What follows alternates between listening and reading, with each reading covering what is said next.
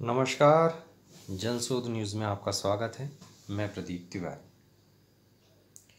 बिहार में जातिगत जनगणना और उसके बाद आरक्षण की लड़ाई अब कोर्ट तक पहुंच गई। पटना कोर्ट में बाकायदा इसके लिए एक पिटीशन दायर की गई, जिस पर पटना हाई कोर्ट ने बिहार सरकार को नोटिस भी जारी कर दिया है। आरोप यह है कि बिहार सरकार यानी नीतीश की सरकार ने जो जातिगत जनगणना है उसकी पूरी एक रिपोर्ट विधान सभा के पटल में रखी और उसके आधार पर 75% आरक्षण का एक ड्राफ्ट पेश किया और उसे लागू करने का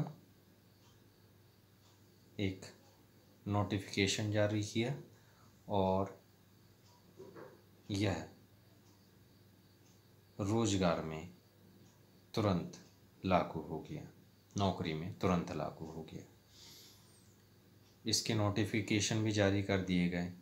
सरकार इतनी जल्दबाजी में क्यों थी, आप समझ ही सकते हैं। वोट बैंक की राजनीति।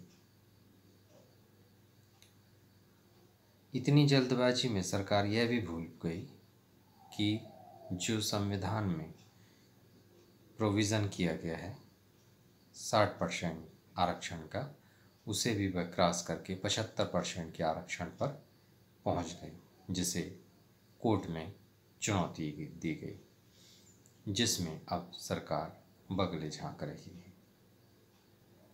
आपको क्या लगता है, क्या बिहार सरकार वास्तव में आरक्षण देकर उन लोगों का कोई हित करना चाहती है, उस समाज का कोई हित करना चाहती है जिसके लिए ये आरक्षण लागू किया जा रहा है, या बिहार या कोई भी सरकार इस तरीके की सोच रखती भी है? अगर ऐसा होता तो आज़ादी के इन 75 सालों में हम बहुत सा परिवर्तन देख चुके होते, बहुत से समाजों के उत्थान को देख चुके होते, मगर ऐसा नहीं हुआ तो केवल वोट बैंक पॉलिटिक्स की वजह से। नीतीश कुमार भी अपनी एक अलग तरीके की वोट बैंक पॉलिटिक्स कर रहे हैं। वो जाति की इंजीनियरिंग करके अपनी सत्ता को बनाए रखना चाहते हैं। वैसे भी नीतीश कुमार अपनी सत्ता को किसी भी रूप में, किसी भी गठबंधन के साथ में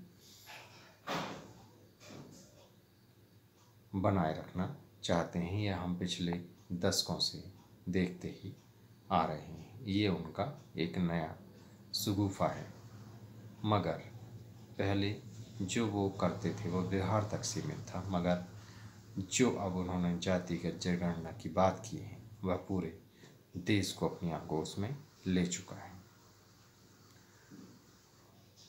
आरक्षण का एक समय तक होना ठीक था, मगर अब उसका दंश पूरा देश भुगत रहा है।